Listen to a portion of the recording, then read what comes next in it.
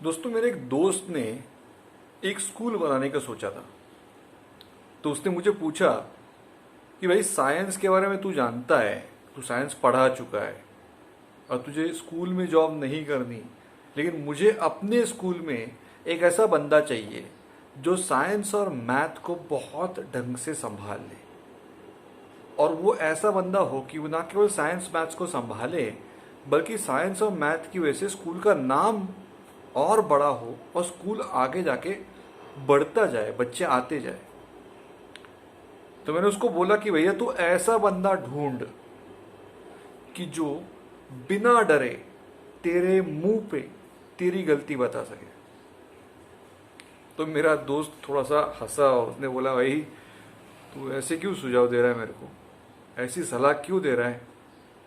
अपने पैसे से दूसरों को सैलरी देके अपनी बेइज्जती कोई करवाता है क्या? मैंने उसको लगा, देख भाई, तू ऐसा बंदा ढूंढ जो तेरे मुंह पे तेरी बेइज्जती करने की जरूरत नहीं है, लेकिन तेरी बेइज्जती करने से डरेगा नहीं। अगर उसको साइंस और मैथ अच्छा आता है और वो बेइज्जती करने से, अपने बॉस की बेइज्जती करने से या अपने बॉस को गलती बताने से नहीं डरता, तो समझ ले कि वो अच्छा काम करेगा। अब मेरे दोस्त ने वो सलाह मानी नहीं और उसने ऐसा एक बंदा ढूंढ लिया कि जो उसका काम करेगा, उसका कहना मानेगा।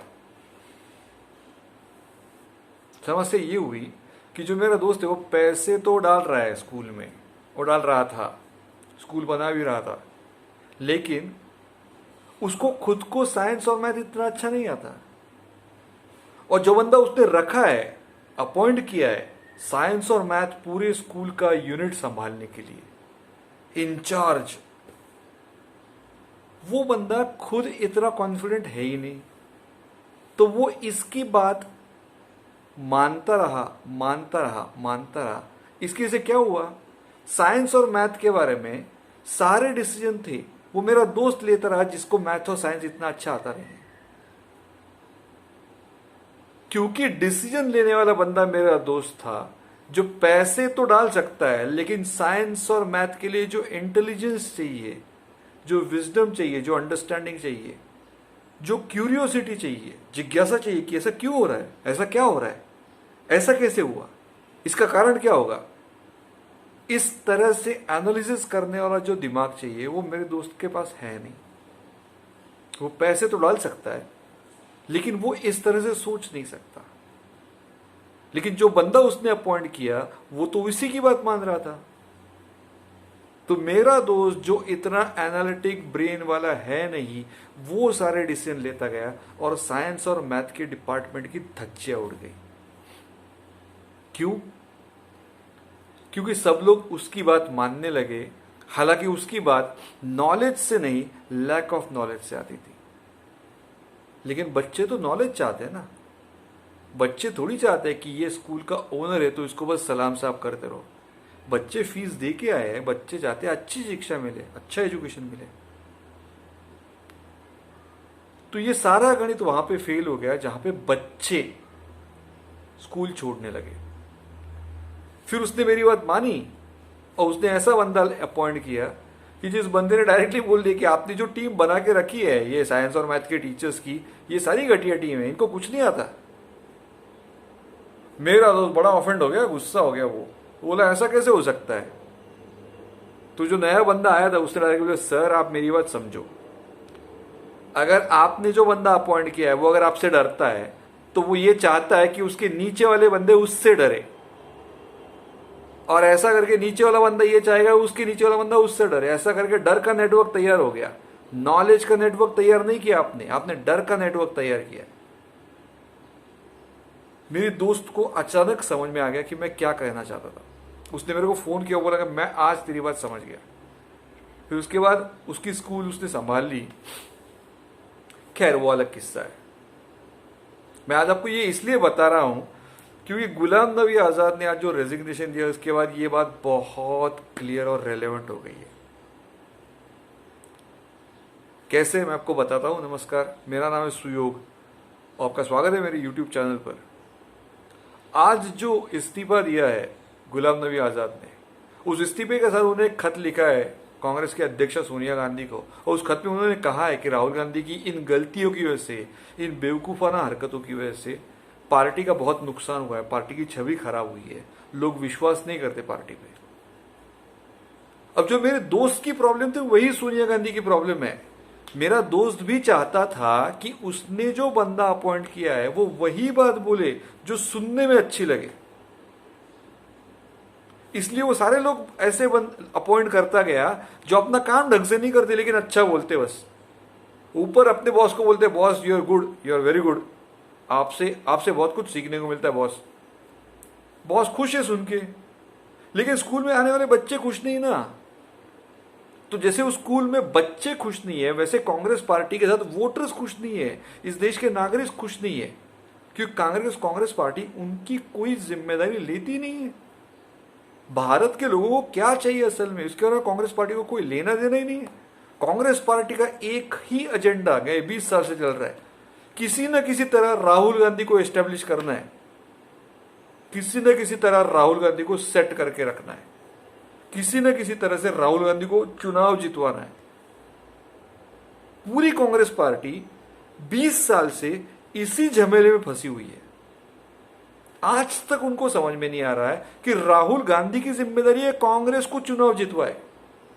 यहां पे उल्टा हो रहा है, कांग्रेस पार्टी इस जद्दोजहद में कि राहुल गांधी को कैसे चुनाव जितवाए। इसकी वजह से कांग्रेस पार्टी की पूरी बद पिट गई। जो गलती मेरे दोस्त ने की थी कि ऐसे बंदे अपॉइंट किए कि जो मुंह उठा के बात न कर पाए, सामने चले तो सर झुकाए, सुबह मिले फिर भी वापस मिलेंगे तो गुड मॉर्निंग बोले, ऐसे बंदे अपॉइंट करने के चक्कर में वो भूल गया कि ऐसे बंदे जरूरी नहीं होते। जरूरी ये होता है कि अगर आप फिजिक्स पढ़ाने वाला बंदा अपॉइंट करो तो फिजिक्स का वो जीनियस हो, भले ही वो ऐसा जीनियस हो किसी को गुड मॉर्निंग ना बोले, भले ऐसा जीनियस हो कि सामने वाले की इज्जत ना करे, भले ही ऐसा जीनियस हो कि सामने वाले को बहुत ज्यादा भाव ना दे, भले ही वो ऐसा जीनियस हो या ऐसा बंदा हो जो इतना एरोगेंट हो कि अपने बॉस को डर के बात ना करे बॉस से, भले ही वो ऐसा जीनियस हो कि वो पूरी स्कूल का जो ओनर है उससे आंख मिला के डायरेक्टली उसकी गलती बताने की हिम्मत करे, लेकिन उसके बावजूद ये याद रखना चाहिए कि वो बंदा फिजिक्स तो ढंग से पढ़ाएगा। बच्चे उसके पास फिजिक्स सीखने के लिए आते हैं, बच्चों को लेना देना नहीं है कि वो इस स्कूल के ओनर का रिस्पेक्ट करता है कि नहीं, बच्चों को नहीं लेना देना। बच्चे फिजिक्स पढ़ने के लिए आते हैं, बच्चे केमिस्ट्री पढ़ने के लिए, बच्चे मैथ्स पढ़ने के लिए, बायोलॉजी पढ़ने के लिए, हिस्ट्री पढ़ने के लिए आते हैं। तो वो पढ़ाने वाला बंदा अपने सब्जेक्ट का मास्टर हो। आपको वो आप वैसे टीचर्स से मैनर्स क्यों एक्सपेक्ट करते कि जब स्कूल का ओनर आएगा तब वो सारे हाथ जोड़ के खड़े हो जाएंगे। अगर आपके लिए ये इंपॉर्टेंट है तो आप भूल जाओ, क्योंकि कोई जीनियस बंदा आप लोगे तो वो हाथ जोड़ के नहीं खड़ा होगा। तो ये आपको डिसाइड करना है। सोनिया गांधी ने ऐसे ही लोग चुने, ऐसे ही लोगों को प्रोत्साहित किया, बढ़ावा दिया जो राहुल गांधी के सामने हाथ जोड़ के खड़े हो जाए। अब राहुल गांधी खुद इतना जीनियस है नहीं, तो उसके सामने जो लोग हाथ जोड़ के खड़े हो गए वो उससे भी बुरे होंगे। ऐसा करके कांग्रेस पार्टी की पूरी चेन घटिया बन गई। अब कांग्रेस पार्टी को ऐसा बंदा चाहिए जैसा मेरे दोस्त ने अपॉइंट किया बाद में, कि जो बंदा मुंह पे बोलते आपने तो बेवकूफों को अपॉइंट किया था, आपको समझ में कैसे नहीं आया, इतने साल तक वो आपको चुना रखे थे, आपकी सैलरी ले रहे थे, काम ढंग का एक नहीं किया, आपको समझ में नहीं आया। सुनने में कड़वी लगती है बातें, लेकिन ये बातें सुनने के बाद उस आदमी का सुन के उससे काम निकलवाया जाए तो स्कूल बच सकता है। सोनिया गांधी कांग्रेस पार्टी बचा सकती थी, लेकिन उन्होंने क्या किया, उन्होंने वही राहुल गांधी के नौटंकी। अब सोनिया गांधी अध्यक्ष है लेकिन सारे डिसीजन राहुल गांधी लेते हैं। तो यही गुलाम नबी आजाद ने डायरेक्टली बोल दिया। गुलाम नबी आजाद ने जो चिट्ठी लिखी उसमें उन्होंने डायरेक्टली बोल दिया कि भाई आप अध्यक्ष है लेकिन सारे डिसीजन राहुल गांधी लेंगे। तो बेवकूफी रुकेगी कैसे? राहुल गांधी की जगह दूसरा अध्यक्ष लाने से पार्टी में बदलाव नहीं होगा। बदलाव तब होगा जब डिसीजन लेने वाली मेंटालिटी बदलेगी। आपने तो बस आपके सिग्नेचर से राहुल गांधी डिसीजन ले रहे हैं, तो मेंटालिटी कैसे बदलेगी? और अगर राहुल गांधी को नहीं आता एक पॉलिटिकल पार्टी कांग्रेस जैसी बड़ी पॉलिटिकल पार्टी को चलाना और हैंडल करना और संभालना, अगर राहुल गांधी की बस की बात नहीं है, तो आप उसको बार बार बार बार बड़ा बनाने की कोशिश क्यों कर रहे हो? इसकी वजह से क्या हुआ? आज गुलाम नबी आजाद को लोग गालियां देने की कोशिश कर रहे, कांग्रेस के लोग। जब गुलाम नबी आजाद ने रिजिग्नेशन दे दिया, पार्टी की प्राइमरी मेंबरशिप भी छोड़ दी, पूरी पार्टी से अपना हाथ झाड़ लिया, तो जब उन्होंने अपना पल्ला झाड़ लिया कांग्रेस पार्टी से और एक खत लिखा है सोनिया गांधी को, जिसमें राहुल गांधी की कौन कौन सी गलतियों से क्या क्या समस्याएं हुई है ये लिखा है। ऐसा बोला जाता है कि 5 पानों में, 5 पन्नों की खत में राहुल गांधी की पूरी साख खत्म कर दी। तो ये नौबत आई क्यों? और ये सोचने के बजाय कि ऐसा खत लिखने की नौबत क्यों आई गुलाम नबी आजाद पर, इस सवाल का जवाब देने के बजाय, इसके बारे में सोचने के बजाय, राहुल गांधी के जो पालतू बंदे हैं, जो ऐसे है कि राहुल गांधी जो बोले वो कर लेते हैं, तो राहुल गांधी के इशारे पे वो ट्विटर पे उसको बेवकूफाना टीका टिप्पणी करने लगे। गुलाम नबी आजाद को ये बोले उनका डीएनए बदल चुका है, अब वो मोदी के भक्त हो गए। या फिर गुलाम नबी आजाद को बोला कि यूपी में जो पराभव हुआ, पार्टी की जो हार हुई, उसके लिए तो गुलाम नबी आजाद जिम्मेदार है। और तो भाई राहुल गांधी कभी जिम्मेदार है कि नहीं? अगर राहुल गांधी जिम्मेदार बंदा है ही नहीं, वो कभी जिम्मेदार नहीं है, तो उसको काहे को आगे करते हो? आपको अपनी पार्टी चलाने वाला बंदा जिम्मेदार चाहिए क्या जिम्मेदार चाहिए? इसका जवाब तो उन्होंने ढूंढा नहीं। अब वो क्या कर रहे हैं, तो वो गुलाम नबी आजाद को टारगेट कर रहे हैं, निशाना बना रहे हैं। भाई बात एकदम सिंपल है। अगर गुलाम नबी आजाद की राज्यसभा की जो सीट थी, उनका 6 साल का कार्यकाल खत्म हो गया था, तो कांग्रेस पार्टी चाहती तो ये राज्यसभा में गुलाम नबी आजाद को वापस ला सकती थी। महाराष्ट्र में से यूपी का कोई बंदा, प्रतापगढ़ी कोई है, इमरान प्रतापगढ़ी, उसको चुन के लाए राज्यसभा में। उसका कोई आगा पीछा नहीं है, ऐसा कुछ नहीं कि उसने बहुत बड़ा काम किया है कोई पार्टी के लिए। तो उसकी जगह आराम से कांग्रेस पार्टी गुलाम नबी आजाद को ला सकती थी। कांग्रेस पार्टी ने सोच समझकर गुलाम नबी आजाद को बाजू में ही रखा है, दरकिनार कर दिया। क्यों? उनका कहना है कि राहुल गांधी, गुलाम नबी आजाद और नरेंद्र मोदी की कुछ ज्यादा ही नजदीकियां है। हाँ, लेकिन गुलाम नबी आजाद पार्टी के लिए जो काम कर रहे थे, वो काम तो अच्छा कर रहे थे, वरना कांग्रेस पार्टी ने उनको क्यों बनाया? राज्यसभा में कांग्रेस पार्टी का लीडर है थे, लेजिस्लेटिव पार्टी या पार्लियामेंट्री बोर्ड के लीडर थे। ऐसी पोजीशन क्यों मिली फिर? अगर गुलाम नबी आजाद के बारे में आज जो टीका टिप्पणी ये लोग कर रहे हैं, अगर वो टीका टिप्पणी सच है, तो इतने साल गुलाम नबी आजाद को इंपॉर्टेंट पोजीशंस, मिनिस्ट्री, मंत्री पद, कभी जम्मू और कश्मीर का मुख्यमंत्री बनाना, ये क्यों किया? तभी निकाल देते पार्टी से। और कल तक आपको पता नहीं था कि गुलाम नबी आजाद ये यूपी में, कई राज्यों में कांग्रेस की हार के लिए जिम्मेदार, ये आपको कल तक पता नहीं था, आज अचानक पता चल गया। ये जो ऐसे बिहेव करते ना पॉलिटिक्स में रहने वाले लोग, तब हम जैसे लोग जो देखते वो समझ जाते इस पार्टी के ऊपर कभी भरोसा नहीं करना है। इस पार्टी को अब तक ये समझ में नहीं आया कि गुलाम नबी आजाद अपने सगे थे या पराये थे। ऐसे पार्टी के ऊपर भरोसा नहीं करना है, क्योंकि जो गुलाम नबी आजाद कल तक उनके गुड बुक्स में थे, या 2 साल G23 के जो लोग थे जिन्होंने राहुल गांधी को पार्टी के अंदर चुनौती दी थी, उसके पहले तो बहुत इंपॉर्टेंट लीडर थे गुलाम नबी आजाद कांग्रेस के लिए। फिर जब उन्होंने चुनौती दी राहुल गांधी को, उन्होंने बोला कि राहुल गांधी, आप हर बारे में ट्विटर पे जो बात करते हैं, इकोनॉमी के ऊपर आप बात करेंगे, हेल्थ सेक्टर के ऊपर आप बात करेंगे, फिर आप किसी दिन अचानक आईटी सेक्टर के ऊपर बात करेंगे, फिर अचानक एक्सटर्नल अफेयर्स मिनिस्ट्री के बारे में बात करेंगे, इंटरनेशनल पॉलिटिक्स की बात करेंगे, तो लोगों को लगने लगता है कि इसको आता तो कुछ नहीं है, हर बारे में बेवकूफाना बात करता है। ऐसे कैसे चलेगा? इससे पार्टी की बेइज्जती हो रही है। राहुल गांधी को बड़ा गुस्सा आ गया। मैं इसलिए तो वो कहानी बताई मैंने कि मेरा दोस्त जो था उसको भी पहले गुस्सा आया था कि जब आने वाले बंदे ने बोल दिया कि आपने अपनी पूरी स्कूल की पूरी वाट लगा दी ऐसे लोगों को अपॉइंट करेंगे, आप उनको क्या को ब्लेम करें, आप जिम्मेदार हो, आपने ऐसे लोग क्यों चुने। सुनने में मेरे दोस्त को बड़ा गुस्सा आया था, लेकिन जब उसने काम किया तब देखा कि ये बंदा बोलता डायरेक्टली मुंह पे बोल देता है, लेकिन जब ये काम करता है ना तो काम भी ढंग से करता है, और स्कूल ढंग से ठीक होने लगा, फंक्शनिंग ठीक होने लगा। लेकिन अगर सोनिया गांधी और राहुल गांधी को ऐसे बंदे चाहिए ही नहीं कांग्रेस में, तो हम क्या कर सकते हैं।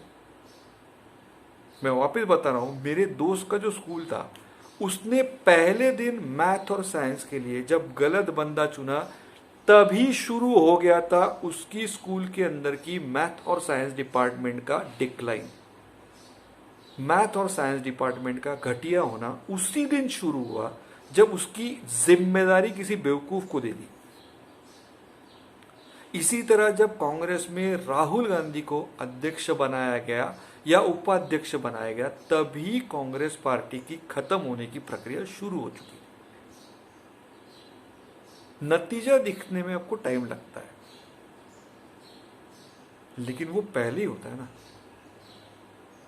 तो वो जो है, जैसे आपका दिन सूरज चढ़ पे सर के ऊपर आ गया दोपहर के 12 बजे, उसके बाद सूरज झुकना शुरू करता है 3 बजे 4 बजे, शाम होती है, फिर शाम के 5-6 बजते हैं। ये रात की शुरुआत है।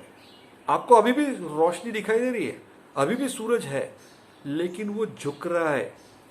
पश्चिम की तरफ झुकता हुआ सूरज आपको बता रहा है कि रात आने की शुरुआत हो चुकी है। अब रात आएगी धीरे धीरे, अंधेरा होगा धीरे धीरे। तो आपको तभी समझ जाना चाहिए कि ये झुकाव जो है सूरज का, ये जो डिक्लाइन है, अब ये अंधेरे की शुरुआत है।